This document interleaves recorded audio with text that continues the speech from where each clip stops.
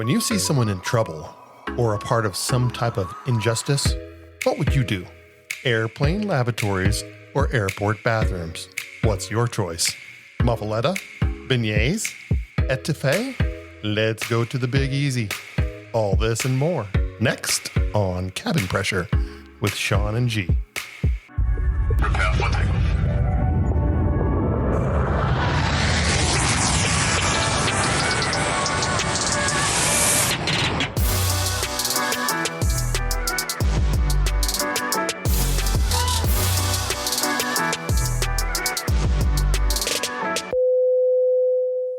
Hey everyone, welcome. This is Cabin Pressure. Hey. Can't have a holiday season, man, without a fight. Without a fight? What are you talking about? Chicago, did you check that out? Shit happened in Chicago. Yeah, there was a little brawl in front of the terminal area. Oh, no. Yeah, hey, but first, hey, what were you doing? What have you been doing? Dude, the same old, you know, the knees coming back, working with that. I've been working on, actually I got another book I'm writing now. I got all this time on my hands, so I'm like just doing shit, you know, like the first book, I just put that out, Pickleball for Everybody. And you've heard that before. And I'm promoting that. But at the same time right now, I've got this book. Actually, I'm doing a couple of coloring books too. You're really doing a coloring book? I'm serious, man. Coloring books sell. People do coloring books. I think that's kind of cool, but what are you making? I'm doing two adult coloring books. They're actually right now in the process of being published. One's a unicorn coloring book, and the other one's a mandala coloring book. And you know what mandalas are? Go ahead. You're gonna tell me. I'm gonna get ready to tell you. You know, like those, you know, like those like stars or like the shapes of like flowers and stuff. Oh yeah, okay. That's called mandala design. You can do any type of picture that's mandala. Like those. Remember when we were kids and you used to twist that little thing? Yeah, kind of like that. Yeah. So I'm doing a whole coloring book on it, but it's an adult coloring book, which is something that's very popular. People like to color, man. People need zen in their life, like to relax, some de-stressors, right? So you're going to be like Dwayne Johnson was in that movie. You're going to have a little unicorn shirt on? If I need to. I could actually see you with a unicorn shirt too. You got to do what you got to do, bruh. Oh my God. Anyway, hey, look, you should have seen, did you see that brawl in Chicago? These three guys, I don't know exactly what happened on there, but these three guys were fighting this other guy. What? So one guy against three guys, and they're fighting in the terminal. Yeah, holiday season starting it off. But these three, it looked like they were employees.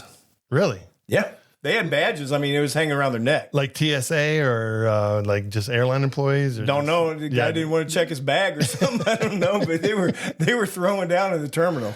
Wow. Yeah, they were sitting there, and then they grabbed a hold of the signs and started hitting each other with. They started banging on each other with the signs in the airport. Yeah, there's those wet signs, those yellow wet signs. Oh yeah, yeah. They started swinging on each other. But you know, the funny thing, this whole time when I was watching this video, it just had me thinking that, listen, guys. If in your life that you have never thrown hands with someone, gotten a big fight, okay, other than your sister and you got beat, like these three guys did. This one guy, he was throwing one guy through this opening, and he grabbed this other guy, threw him the other way. The little other dude was grabbing the sign, chasing him around with it. But you could tell these guys have never gotten a fight, even with their sister. The one guy, and here's the thing, you'll know this, Shawn, a guy with dreads. Oops. What happens if you're in a fight with a guy with dreads? What happens? He might have a little less dreads. That's exactly what happened. That dude grabbed a hold of his dreads and ripped him off, scalped him. Oh wow! Yeah, he was holding. That had to hurt like a son of a bitch. You know, it got hot and cold at the same time, and he was feeling that breeze. Hey, but you know those dreads and stuff, man. They're like decaying and all kinds of things. They might come off a little easy. That's actually. A rope, Shawn. That was a rope. He grabbed a hold of that thing and he ripped those dreads right off of his head. And he was holding. You could tell he was holding that patch area on his head. head where he got ripped off. And then he seen the little guy over in the corner. He was holding the sign, and they're all coming at him, and they're getting ready to come at him again. And he grabs a hold of this pole, and then they all started backing up. But going back to what I was saying, folks, listen, if you have never gotten a fight before, when you have an altercation like this, go get the police. Yeah, go get somebody to assist you. Don't start. That now's not the time to start your WWE and MMA career. Especially if you got dreads, because you're going to get scalped in a minute. You cannot throw hands. You're going to get your ass whooped for sure. How do you even correct that? Like the dude goes home with it in the night, and he's got this like missing patch of dreads out of his head. Like you just like braid them over and tie them into like a ponytail, or I don't know. So like yeah. Well, they got that spray hair stuff that you could like spray over the patch, right? You can't just go and like trim it, not with dreads. But you know what this goes back to? You know, when we first started our podcast, and we said how we became friends. And I have to go back to this because we never actually touched on this. Right. Years ago, me and Shawn, and this is a long time ago. Long time ago. This is how I became really great friends with him. We were in a situation, it was outside of a bar, and it was late at night. Not going to get into the whole situation, but it got really bad really quick. And we were out in the parking lot, and the next thing you know, we have these guys, there's probably anywhere from, 16, 18 guys running at us. At least. And we were out there, and I was with my brothers, and me and Shawn, our friendship just started. And there was this other guy that was with us. And when he seen this big group of guys running at us, he took off running, didn't he? Yep. And I looked at Shawn and I said, look, I don't leave my brothers. You do what you got to do. And he looked at me and he's like, I'm with you. And he turned around, and next thing you know, all hell broke loose in that parking lot. and that ended up a little while later as all of us spread eagle on police cars in the middle of the heat in Florida, which is a whole other story. But going back to what I was saying though, Shawn, the difference was this, okay? You had 4 guys, and I didn't know Shawn at that time, how he could, throw hands basically. But we had 4 of us in this parking lot, and probably 15, 18 guys running at us, and the 4 in the parking lot could throw hands. Oh yeah. Yeah, we did our damage. Let's put it that way.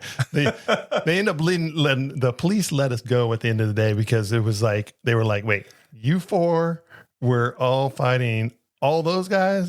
And I could hear the policeman. He was like, get the hell out of here. I don't want to hear about it. I don't want to see you arrested today. Get out of here. That was the most fortunate thing that ever happened to us, because it was self-defense. These guys came at us, and they had other witnesses. But going back to what I was saying is that's the reason why, folks, when you have a friend like that and you have a situation like that, and that person turns around and he stands there, and you're looking at these insurmountable odds, and he was like, let's get it.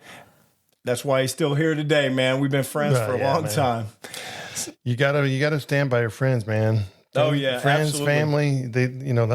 That's what the life is all about, right? Absolutely. But hey, listen, going back to those guys, listen, next time you think about going after a passenger or anybody else, come back to this video, and it will make sure that you don't ever do it again. And Mr. Dreadlocks, trust me when I'm telling you, man, look at that bald spot in your head, and your ass ain't going to get in a fight ever again. Yeah, we'll repost that video that's online. It's we'll put the link on our Facebook page. Yeah, and you're gonna see that this guy has this guy's his hair actually in his hands. Yeah. But hey, listen, going back to the holiday travel, you know me, I work a lot, and this last couple of days, I actually took an extra day off. Why's that? You don't wait. First of all, this man doesn't take days off. I mean, he's the hardest working flight attendant I know, like, period. I don't know anybody else anywhere in the freaking United States world that works harder than this man right here. And he gets at it, like, always. Do you know when we talked about the rants? We always talk about our rants.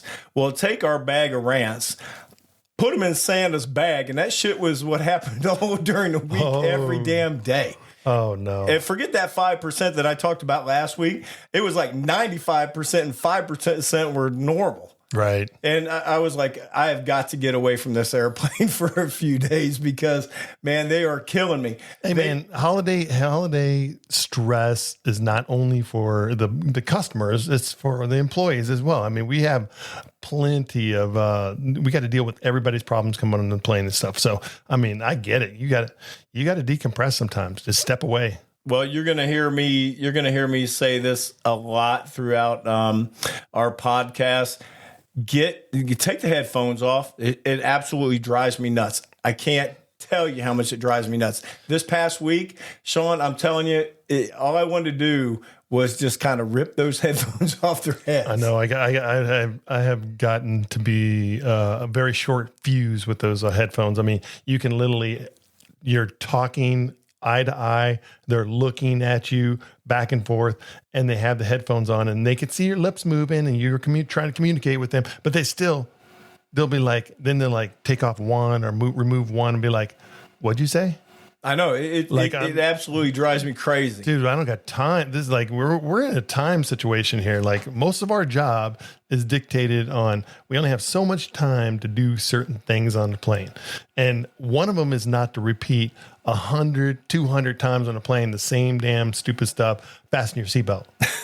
You're going to get an ugly look. I'm telling you, I felt my face changing by the time that I got to the back of the airplane because I was like, if one more person with those headphones just asked me again to repeat what I was saying, is just going to absolutely drive me crazy. Yeah. Hey, you know what? Here's the headphones. So this is related. So, my big annoyance when I'm flying is that people are always asking us for headphones, and so now I go down the cabin and like one of the first things I'm yelling.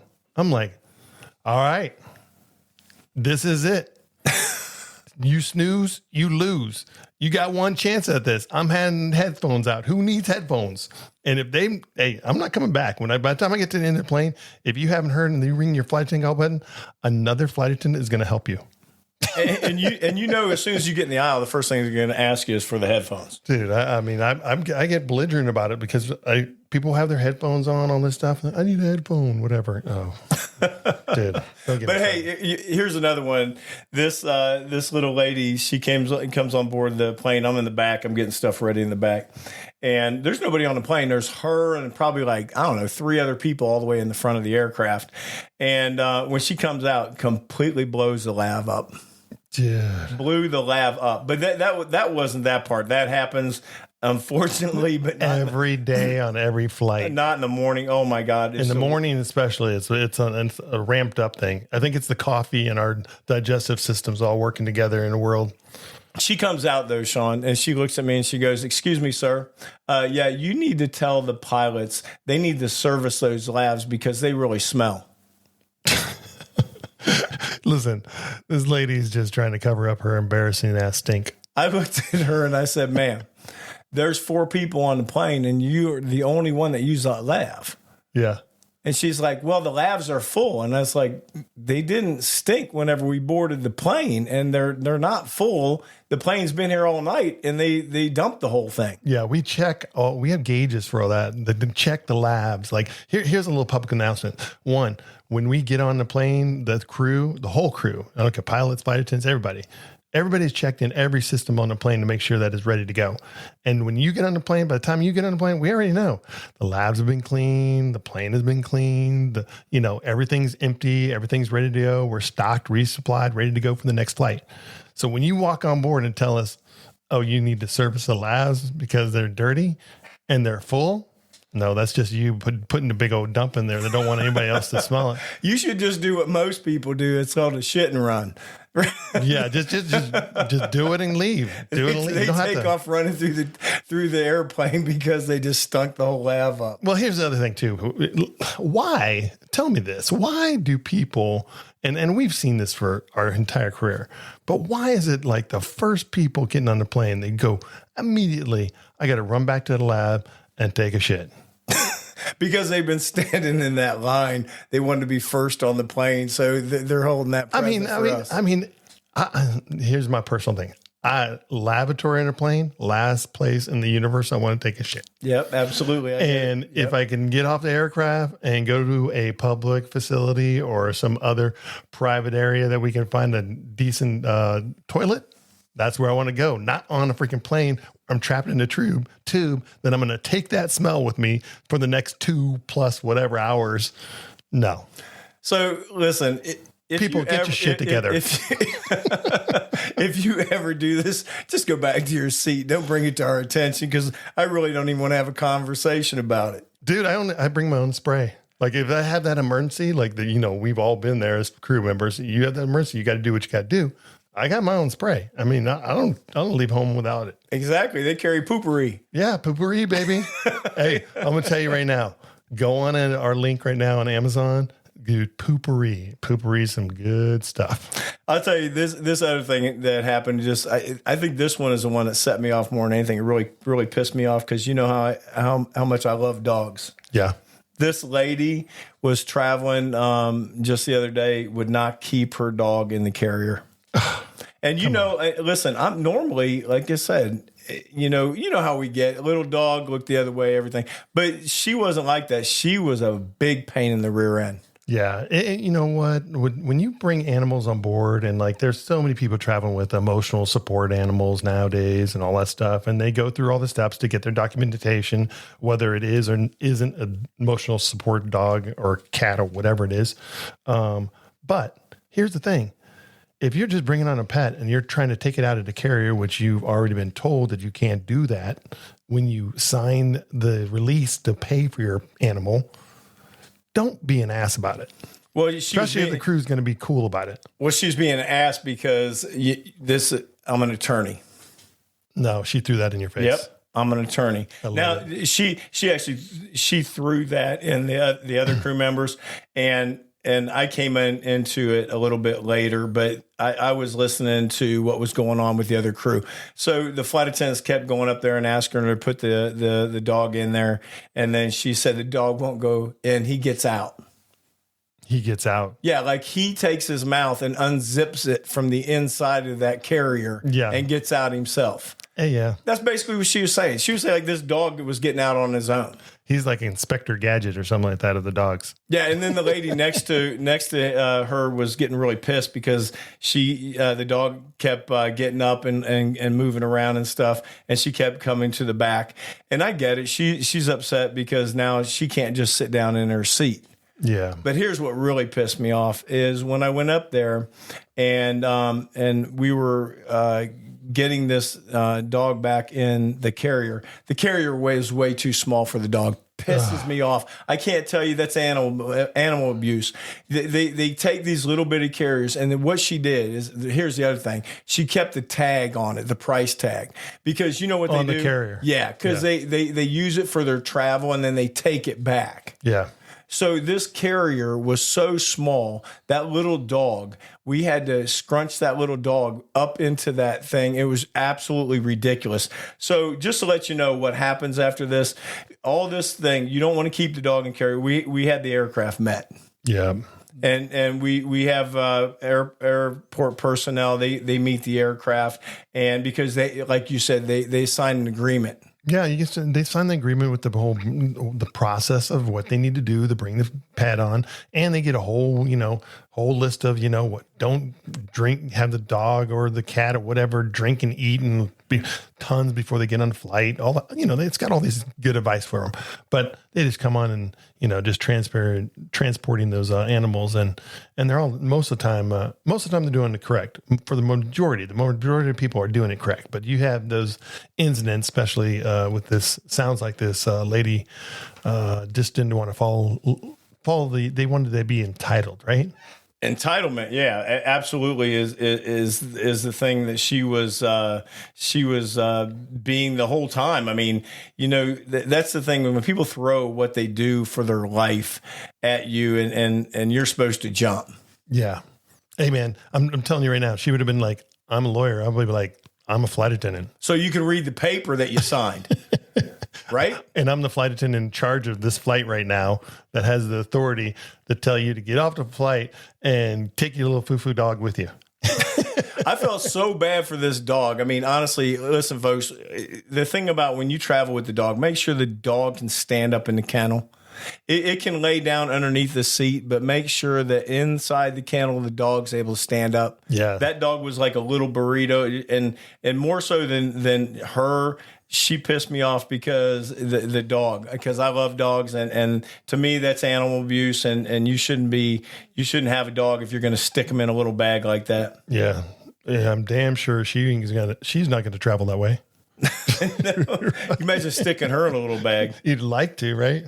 Oh my gosh. Yeah. This goes into what I was talking about too. We talk about this all the time. I was watching this video. I sent it to you. It was about a professor, and he talked about why we have laws. Yeah. Did you take a look at that? It's an excellent video. What do you think about that? We're going to post that too. I mean, it's something that literally everybody in America needs to literally watch. It's a great learning tool to understand why we should be good citizens. Why should we should be upholding and keeping everyone. It's not only the responsibility of just our law enforcement and all this stuff, but it's also our responsibility as citizens to keep each other safe, make sure people aren't being treated unfairly or being attacked or all kinds of stuff. Our laws are there to guide us and protect us. Right, and protect us. So when I was watching this video, it was really interesting because we talk about diversity a lot in our business. And in this whole video, if you look at every person in there, is a very diverse group of people that was in his class. Yeah, I mean, it's an excellent video. We're going to post it. We're going to post a link on our Facebook page. Check it out for sure. But it is the dynamics. Whoever produced that video really did an excellent job of pointing out some really good points about our laws. And in this video, this is not a spoiler alert because we want you to see it. But the first thing is instructor comes in this classroom. She's getting ready to lecture, and he doesn't start talking about anything at school. He just points out one of the students and tells her to leave. Yeah, he removes her from the class. Yeah, just like, get your stuff and get up. And she's like, what? And he's like, I'm not going to tell you a second time. And she has to get her belongings and leave, and everybody is standing there looking at her. And the first thing that he says is, why do we have laws? Yeah. And they go on and they start saying different things, but when he comes to one person and he says for justice. Yeah. And it really hit me because everything that's been going on in our world recently, this video kind of covers it all. Well, yeah. I mean, it really impacts us as flight attendants. I mean, because you want people to understand, evaluate, and understand when we should be getting involved in certain situations. But at the same time, we don't want situations to get out of hand, right? Right. But it goes back to critical thinking. Right. And just what we talked about in the fight situation going into the airport, that fight going in the airport, right? Right. There's an injustice going on right there. We don't know exactly what the situation was, but there's some kind of injustice going on. Oh, yeah. Yeah. But people are always apt to, first thing, their reaction isn't to like help or to assist. It's to record, and they want to get their 5 seconds of fame because they have this video. But that's our world anymore. That's what I was telling you is that when we're on an airplane, and me and you have had situations that we've been on the plane with each other, and when something happens, we've always had each other's back. Oh, absolutely. I mean, there is the safety of our crew, the safety of my friend, the safety of the public is number one concern, period. So, I mean, we're going to deal with the situation in that respect. Like, you're not going to just, jump in, uneducated to the situation of what's happening. You're going to assess, use some critical thinking, figure out what's happening here, and figure out how to deal with it. And we're going to do it also as a team. You maintain order on an aircraft, but and we're just going to touch on this, but just like what happened with Daniel Penny on the Subway. Yeah, what'd you think about that? Well, first of all, I mean, I don't want to get political and all this stuff, but I mean, this is a huge problem. I don't live in New York. I've traveled on the subways in New York many, many times, and there's some crazy ass people out there. I mean, I'm talking about crazy, unnerving people. If you're not from New York and you experience the subways today, I mean, they're going to scare the shit out of you. There's a lot of people down there, a lot of mental illness, a lot of homeless, a lot of all kinds of people down there that you can make you feel very unsafe. And I'm not, when I said this to him, I'm not saying this to actually be political, because when you're in a situation, and it's not just in the subway, a few years back, we had a big homeless problem in the airport. Right. Okay, and I used to come into the airport from the parking garage. Right. And they had a tremendous amount of homeless people that were had taken over airport areas. Yeah. That's all changed now. They had to change that, and they had to get a lot of these homeless people out. But let me explain something to you.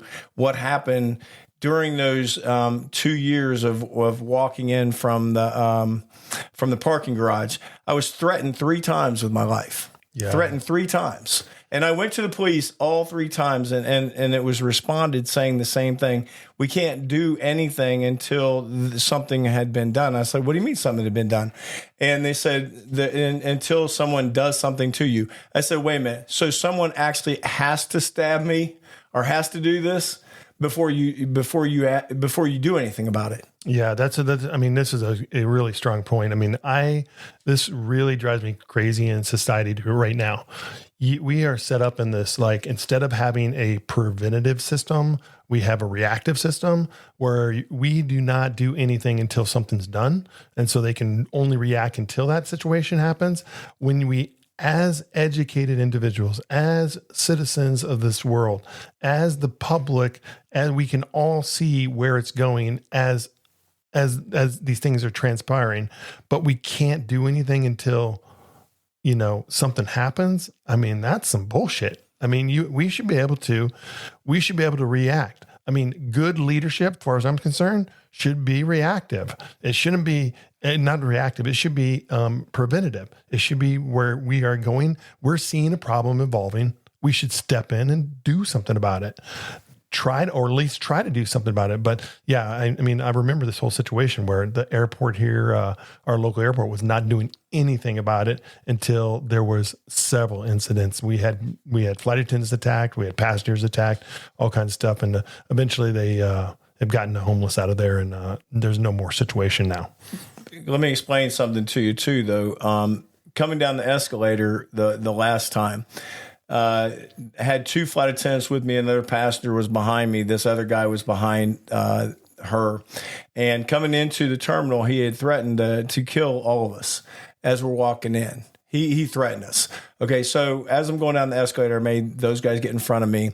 And then I told the female passenger to step down and get in front of me on the escalator. Now he's right behind me, and he's telling me basically, I'm gonna fucking kill you.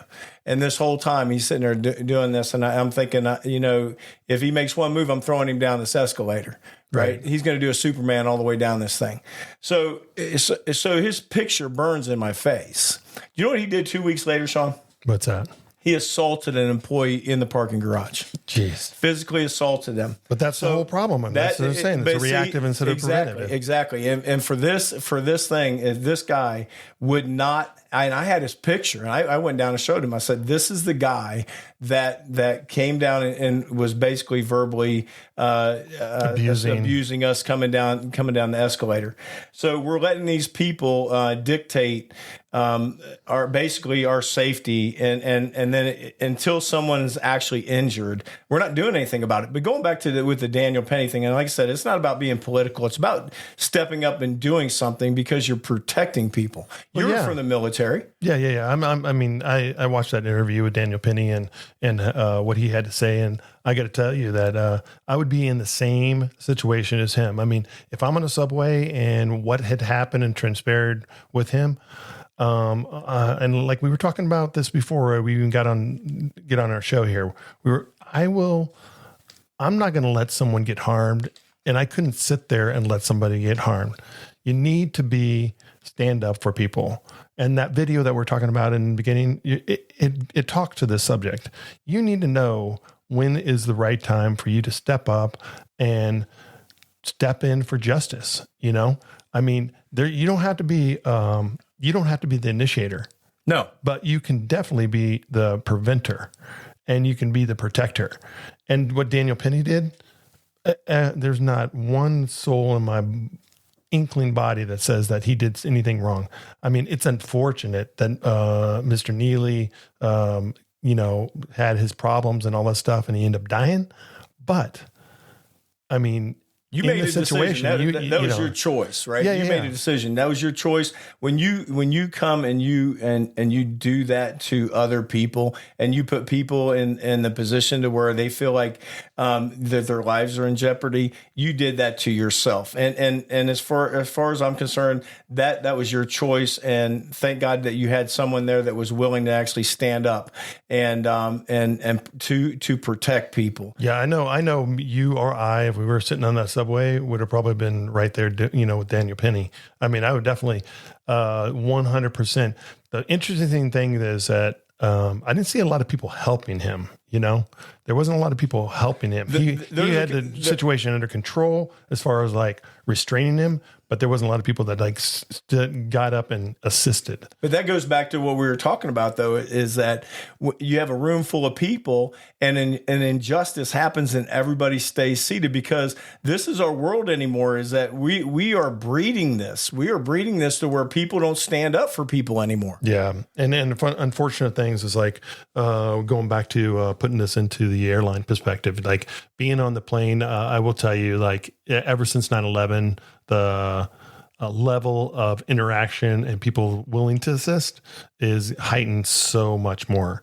I mean, I think that these incidents of, and it's horrible that we're a reactive society, that we have to wait until something terrible happens in order to change our demeanor and how we deal with situations. But, Daniel Penny was, as far as I'm concerned, the dude's a hero, and that's how he should be treated, not how he was treated. But we're not going to get into all that type of stuff right here. But public safety and our regulations and of what is going on in the world, we need to help enforce and protect the innocent. I mean, protect the people that do not have the ability to do it themselves. Well, that's the same thing. The reason why I was saying this is that it's basically standing up, because me and you do it all the time. Whenever we're on the plane and we feel like a flight attendant is in a situation that we feel like they could get hurt, we step up. Yeah, I know you do, and so do I. It doesn't matter. I'll put myself between them and the other flight attendant 100% of the time. I'm not letting them get to them without getting through me. Right. So, I mean, and that's more what I was saying, because I love this video, because it proves the fact is that a lot of people they just sit down. And they don't and they know something that's going wrong, and they don't do anything about it. They just watch, or they grab their phone, and the first thing they do is they take a short video. Yeah, interesting video. Definitely check it out. We're going to post it on our Facebook. We post the link. It's on YouTube. Great video. Hey, let's talk about the destination. Destination New Orleans. All right, destination New Orleans. First of all, I can sit here and talk all day long about the Big Easy. The Big Easy is one of my favorite places to go in the South. And it's all driven by food for me. Right? I mean, you can't go to New Orleans and not get good food. I mean, there is so much good food. If you like flavor, if you like spices, if you like all kinds of different stuff that you've never eaten before, New Orleans is the place to go. I mean, it is off the hook. I mean, let's back up here. Why is New Orleans called the Big Easy? It was a nickname there's a million different reasons out there of why it's kind of like just this is just personified and the folklore of these, why it's called the Big Easy. But some of the things that they said, the reason of it is just a relaxing lifestyle down there, the jazz scene that's there, the history of prohibition, all these different things that have happened. There's been movies, books, all these different things that have happened. So that nickname is stuck. So there's not one thing that this is the reason why, but that's why they call it the Big Easy. And it is. I mean, you go there, you're kind of like in a relaxed atmosphere that's fun, jovial. The Mardi Gras flights are hilarious, man. They're so much fun. I mean, everybody's just having a great time. Going in, coming out, man, they're hungover. Have you been down on Bourbon Street? Oh, yeah. Yeah. I mean, like Bourbon Street is like an experience from one end to another. I mean, you can walk down Bourbon Street and it looks like you're going through, I would say like different social, clusters of people as you go. I mean, the whole social network and the whole social atmosphere of as you go down, it changes. And why I say this is that there's just different types of people in different areas of that. And I'm going to let you go explore that. I'm not going to explain it to you because we're it's like you're constantly being watched though, because they got there's people always up top. Yeah, there's people up top, there's people down below, everybody's looking at you, everybody's on the streets, people yelling, trying to get you to come in and buy drinks. There's always naked bodies somewhere. There's lots of naked bodies, lots of stuff you never seen. You might see like a boa constrictor around somebody's neck and walking down the street. I mean, it's just crazy. But I mean, you've got to go down there. If you like music, it doesn't matter if I'm not talking about just jazz. There is every kind of music down on Bourbon Street you can think of. You can go into bar after bar after bar. And most of these bars, there's no cover or anything like that. You just go into them and you can sit there and watch this live entertainment. All is unbelievable. Love Bourbon Street. The other part of a big history about New Orleans is the French Quarter. I mean, beautiful architecture. The whole area has got lots of great restaurants and food. You gotta get down there. The New Orleans is known for their streetcars as well. They got these streetcars that drive all over. It's like their signature look, kind of like of the city. Streetcars going down the streets and stuff. It's kind of like that San Francisco vibe. You know how they got the trolleys? Well, oh yeah, they got streetcars. But they don't run those during Mardi Gras. Oh yeah, yeah. But I mean, the streetcars don't go down Bourbon Street because Bourbon Street is like almost like an alley. It's like just an offshoot of the main strip there. But they on the main streets and stuff, the streetcars are always operating. But it's really cool place. I mean, back to the food. I mean, you know how much I love Cajun too, dude. The gumbo, the jambalaya, the crawfish, man. I couldn't even imagine me and you sitting down eating crawfish. Those damn things are so little. We'd be killing a ton of them. Oh, dude, you order them by the pounds. I mean, they come in like I'll start off with like plural pounds. Yeah, pounds. Yeah. So like I'll start off with like 3 pounds of crawfish, and I'm just like shucking and sucking heads and just going at it, man. I mean, it is crazy. It is like you're gonna love. But crawfish season's only between early March and mid June, and you can get crawfish all year round. But when you want some good crawfish and you want to be down in New Orleans or that area in Louisiana, that's the time to get the crawfish. You're going to get some really good crawfish at that time. You know what I used to love whenever we'd fly down there is, do you remember even in the airport, I don't know if they still do it. Oh, it's there. The red beans and rice. Yep. Yep. The cafeteria there had red beans and rice. And then they had the cornbread. The cornbread. Yeah, dude.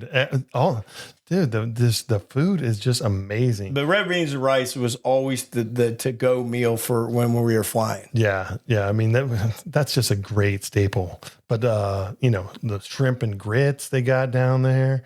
But you can't not talk about desserts too. Their signature desserts down there. Bananas Foster's. Bananas Foster's like one of my favorite. Dude. I think we covered that before, didn't we?